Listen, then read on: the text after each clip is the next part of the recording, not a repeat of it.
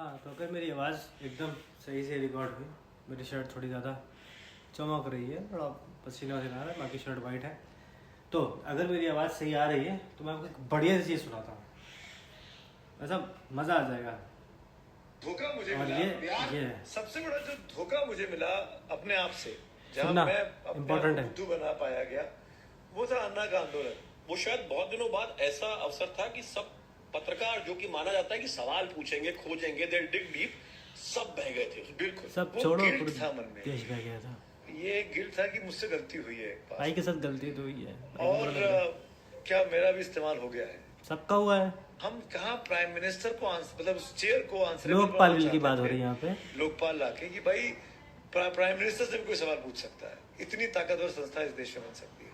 और आज जब आप उस मूवमेंट के पीछे, जब आप उस वक्त खड़े थे किसी भी तरीके से, पीस टू के जरिए, मोबाइल अपने कैमरों के जरिए, सुन लो पूरी बात, के सुन लो, जरिए, इम्पोर्टेंट। आज चलता हूँ 15 साल के बाद लगता है कि आपको कुछ तो मिला नहीं, आपके कंधे का इस्तेमाल हुआ, आप भी उस धारा में बह के चले गए, आपकी बेवकूफी मान लीजिए। मैं तो अपनी गलती मानने को तैयार हूँ, मैं ये मानने को तैयार हूँ कि मैं समझ नहीं पाया, मैं ना समझता। बहुत लोग इस नहीं बात समझ को पाए। मानने को भी मैं तैयार हूँ, क्योंकि आप अपने उसूलों से भटक गए, आप अपने आदर्शों से भटक गए। आपने जो सपने आपने दिखाए थे कि हम बदल देंगे, हम सब मिलेंगे और हम सब बदल देंगे, हुआ उल्टा। हम सब मिले तो सही। लोगों से मैं सहमत हो सकता हूँ इस मामले में कि लोगों को ऐसा लग रहा होगा कि ऐसा नहीं था या जो भी था, लेकिन मैं फिर भी ये बात मानूंगा कि कुछ तो प्लानिंग थी, और वो प्लानिंग जो भी थी, जिन लोगों की भी थी, और उसमें सक्सेस हुए थे, बढ़िया था। देखिए, मेन मोटिव क्या था?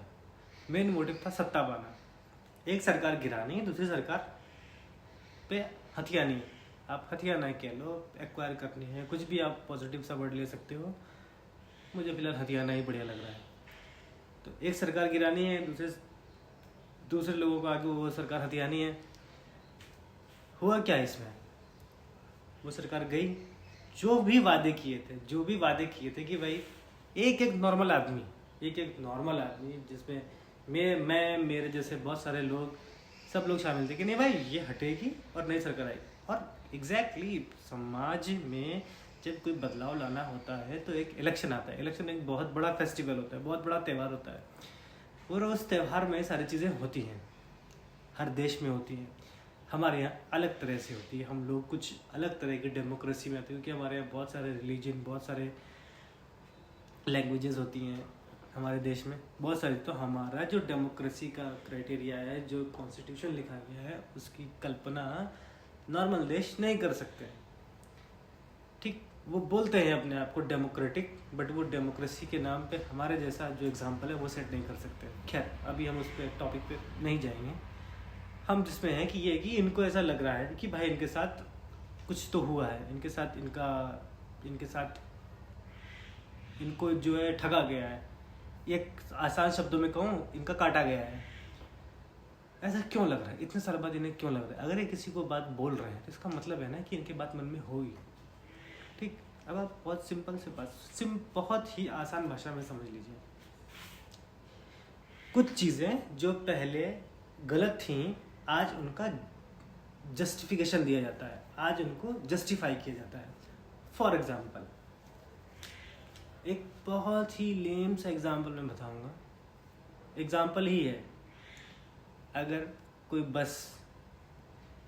कोई बस किसी तीर्थ स्थल जा रही है, वो वैष्णो देवी हो सकता है या कोई भी पहाड़ी जगह हो सकती है, अगर वो जा रही है, अगर वो वहाँ किसी की गलती की वजह से वो गिर गई है, जो कि नहीं गिरनी चाहिए, उसके बाद दो तरह के व्यू होंगे आपके पास। एक व्यू जो उसको पॉजिटिव ठहराने की कोशिश करेगा कि भाई भगवान के दर्शन करने जा रहे थे और भगवान के पास सीधे चले गए, कितना अच्छा हुआ। या फिर इस तरह का उनको जस्टिफिकेशन लोग देंगे कि भाई भगवान के पास ही तो जा रहे थे, ठीक है, उसमें कुछ नहीं हुआ, भगवान के पास चले गए।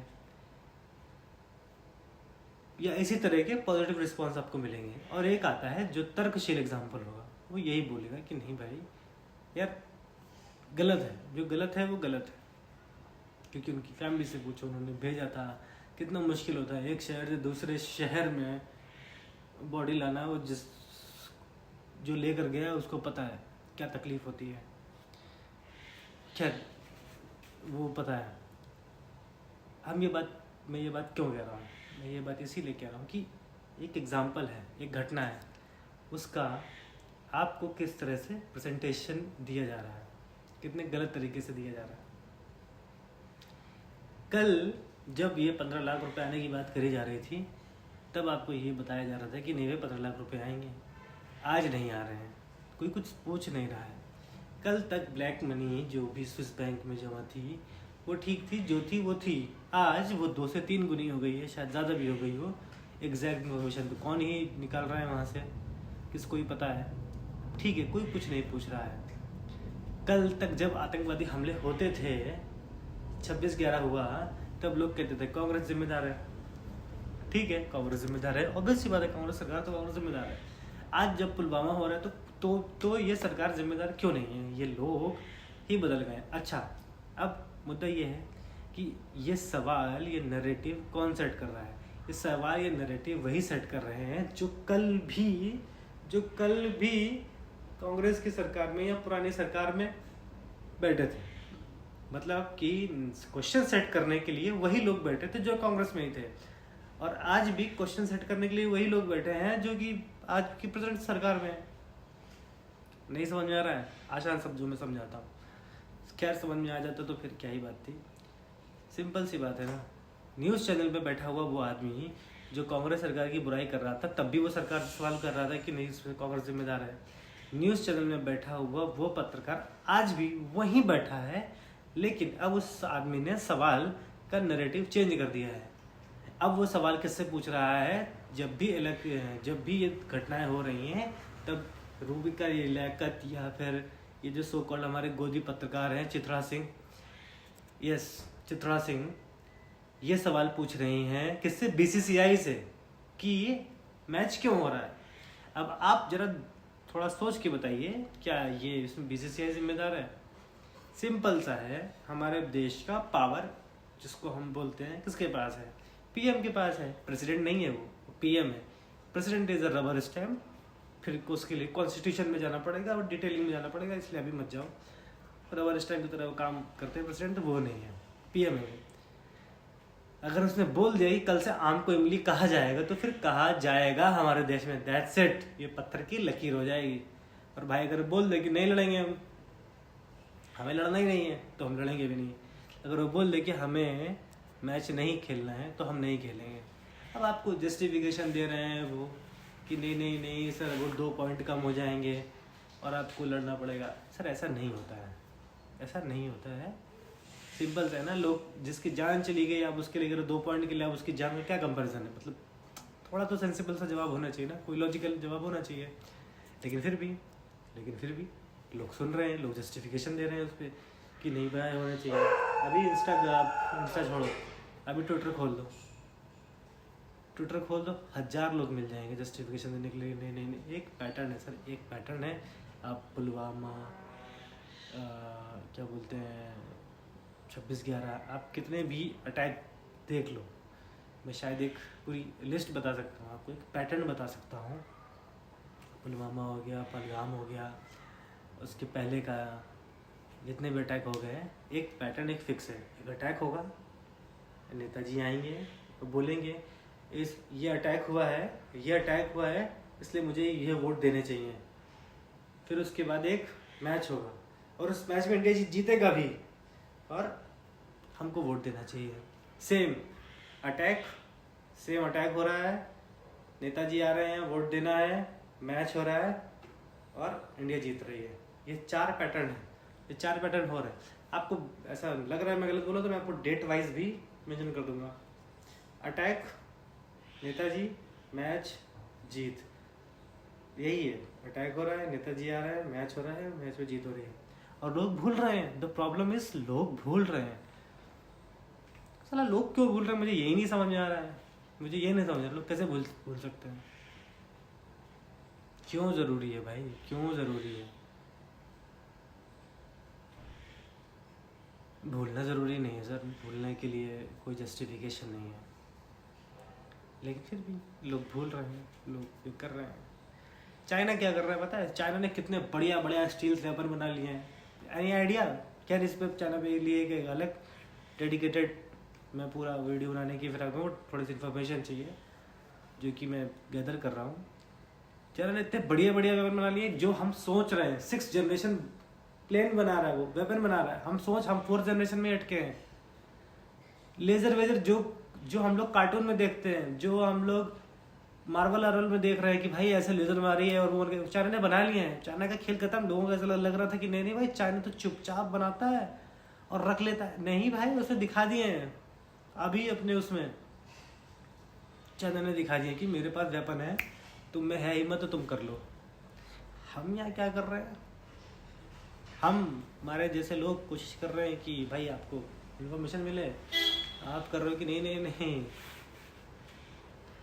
हमारा बाप है, कोई कुछ बोलेगा नहीं। नेताजी के खिलाफ कैसे बोल दोगे आप? उस पर कर रहा है। लोग जापान में रह रहे हैं, वो लोग कह रहे हैं नहीं हम जापान में रह रहे हैं क्योंकि नरेंद्र मोदी जी ऐसे हैं, इसलिए मैंने उनको टच किया। Did you get my point? I think इस तरह की हम बातें कर रहे हैं, इस तरह की हमको बातें कर रहे हैं। देखिए प्रॉब्लम क्या है ना, हम ये नहीं कह रहे हैं कि आपके बदलने से हमारे बदलने से देश बदल जाएगा। नहीं, बिल्कुल नहीं बदलेगा। बिल्कुल मैं क्या ये मैं बोल रहा हूँ, कोई दिखेगा नहीं दिखेगा इससे कोई फर्क नहीं पड़ रहा है। पढ़े ना पढ़े इससे कोई फर्क नहीं पड़ रहा है। लेकिन एक ओपिनियन मायने रखता है ना। मेरा ये ओपिनियन है कि हाँ जो हो रहा है वो चीज़ मुझे एक अलग तरीके से, एक अलग पैटर्न में समझ में आ रही है जो शायद आपको समझ में ना आ रही हो, बट शायद आप सुनो तो आपको समझ में आ जाए। सिंपल सा है ना, साध्वी प्रज्ञा पालगाम हमले में जिम्मेदार थी, ठीक ऐसा हेमंत करकरे, और उन्होंने जब इन्वेस्टिगेट करी तो उनको लगा सेम। कोई हिंदू मुस्लिम का अलग नहीं, वो भी हिंदू, ठीक, कोई दिक्कत नहीं है। हेमंत करकरे की वाइफ ने एक बुक लिखी the one bullet, I guess हाँ वन बुलेट है कुछ इस तरह की बुक का नाम है। वो कह रहे कि वो नीचे इन्वेस्टिगेशन करते थे, वो पता नहीं वहाँ क्यों गए, वो गए उनको गोली मार दी, ठीक है जो भी कुछ था सिचुएशन में गए, उन्होंने बुक लिखी। उसके बाद सब चलता है, ये चलता है वो चलता है, और साध्वी प्रज्ञा सिंह एकदम बाहर हो गई उस केस से। ठीक है, मैं ये नहीं कह रहा हूँ कि गलती कोर्ट ने दिया है, सब दिया होगा, लेकिन ये पैटर्न नहीं है क्या कि जिसकी सरकार आ रही है, जो गुजरात के दंगों में इन्वॉल्व था वो भी बाइज्जत बरी हो गए हैं। यूपी में जो भी नेताजी हैं वो कह रहे हैं कि हमारे खिलाफ जितने भी केस थे उन्होंने वो हटा दिए हैं। फिर जो भी MP MLA थे धीरे धीरे करके वो उनके खिलाफ केस कम हो रहे हैं। मतलब क्या है, ऐसा क्यों है, ऐसा क्यों लग रहा है लोगों को? अभी कुछ दिन पहले की खबर है कि स्कॉर्पियो जो ज़्यादा से ज़्यादा महंगी से महंगी आपको 35 लाख रुपए की मिल जाएगी। महंगी से महंगी 35 लाख में ज़्यादा बोला हूँ, 30-31 लाख में मिल जाएगी,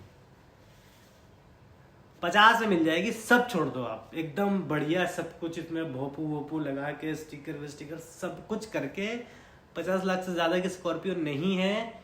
अगर आप उसमें कितना भी मॉडिफिकेशन करो तो 50 लाख रुपए फिर भी मैं बहुत ज़्यादा बोल रहा हूँ, 40 ये बहुत है, बट फिर भी राउंड फिगर में आप उसको 50 ले लो यार। उन्होंने 1-1 करोड़ 1.5 करोड़ की स्कॉर्पियो दी है MP में। और MP का भी इतिहास देख लो ना, ये स्कॉर्पियो की बात नहीं है। इससे पहले एक खबर आई थी कि उन्होंने पेंट कुछ लाखों रुपए के दे दिए। इससे पहले खबर आई थी कि उन्होंने चम्मच और जग कुछ हजारों रुपए के दे दिए हैं। सर देखो चीज़ें हो रही हैं, आप समझ नहीं रहे हो। एक आता है, एक न्यूज़ आती है, एक छोटा सा वीडियो आपको रील पे दिखता होगा कि MP में मिले चम्मच बहुत महंगे हैं, और आपने उसको गायब कर दिया। MP में स्कॉर्पियो मिली 1.5 करोड़ की, आपने उसको भी स्क्रॉल कर दिया। उधर ही मस्त सोफिया लियोन कह रहा हूँ, सोफिया अंसारी आप लाइक कर रहे लोग। और ये भी एक मुद्दा है कि आप लोग कह रहे कि नहीं ऐसे वीडियो पे ज़्यादा लाइक क्यों आ रहे हैं। अरे भाई तुम देख रहे हो, तुम लाइक कर रहे हो इसलिए उसके आ रहे हैं, तुम देख रहे हो इसलिए वो बना रहे हैं, सिंपल सा है। तो वो उस पर भी एक डेडिकेटेड बोलने के लिए मेरे पास है पूरा कंटेंट, खैर फिर कभी आएंगे। तो ऐसा ही है, ये भाई साहब को ऐसा बुरा लग रहा है क्योंकि इन्हें ऐसा लग रहा है। अब इन्हें अपने आप से ऐसा बुरा लग रहा होगा, कोई जानबूझ के नहीं बोल रहा होगा या किसी से बुलवाया नहीं जा रहा होगा, ऐसा लग रहा होगा इसलिए ये बोल रहे हैं। और मेरा यही कहना है कि जो भी है जैसा भी है आपको समझना पड़ेगा, आपको जानना पड़ेगा। एक पैटर्न होता है किसी भी चीज़ का करने का, अगर वही पैटर्न रिपीट हो रहा है, ईट स्लीप रिपीट, उसको पता है, उसको पता है, ईट स्लीप रिपीट टाइप का अगर पैटर्न रिपीट हो रहा है, अटैक, नेताजी, मैच, इंडिया जीत रही है, अगर इस टाइप का पैटर्न आपको 2 बार भी दिख रहा है, 3 बार भी दिख रहा है और आप नहीं नोटिस कर पा रहे हो, 3 बार दिखने के बाद अगर आप नोटिस नहीं कर पा रहे हो, अगर बस 4थी बार हो रहा है, आप चूतिए हैं। आपको शब्द सही लगे, खराब लगे, डिक्शनरी खोलो, हिंदी की डिक्शनरी, आप उसमें पढ़ो उसका मीनिंग क्या होता है और वो आप हो। क्यों? क्योंकि आप उसको समझ नहीं रहे हो। द प्रॉब्लम इज कि आप उसको समझ नहीं रहे हो और आपको समझना बहुत ज़रूरी है। खैर, आपको समझ के होगा ही क्या, ये सब हुआ, अटैक हुआ, नेताजी ने भाषण दिया, आपको बुरा लगा, फिर मैच हुआ, फिर आपने यहाँ मैच जीत लिया, मैच जीत के आपको लग रहा है सब कुछ हो गया। क्या मतलब है सर? आप खुद समझो ना। जो आदमी मैच हार रहा है, जो आदमी मैच हार रहा है, आप क्या लग रहा है? वो मैच हार रहा है भाई, वो बाजीगर है, वो हार के जीतने वालों को बाजीगर है। आपको क्या लग रहा है? आपने हाथ नहीं मिलाया तो आपने बहुत बड़ा काम कर लिया? कोई बड़ा काम नहीं किया है। उसका क्या था?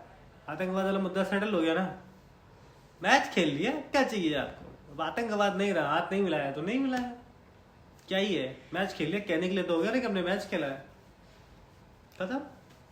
करते रहना आप इंटरनेशनल उसमें जो भी कुछ कर रहे हो, इससे शिकायत कर रहे हो, उससे शिकायत कर रहे हो, करते रहो, उसको क्या मतलब है? साथ तो अपने मैच खेल लिया है, आय का बाइकआउट कुछ नहीं। और ऐसा नहीं कि पहले नहीं किया है, इतिहास उठा के देख लो, आपने किया है बाइकआउट, लोगों ने किया है, कई कंट्री ने किया है।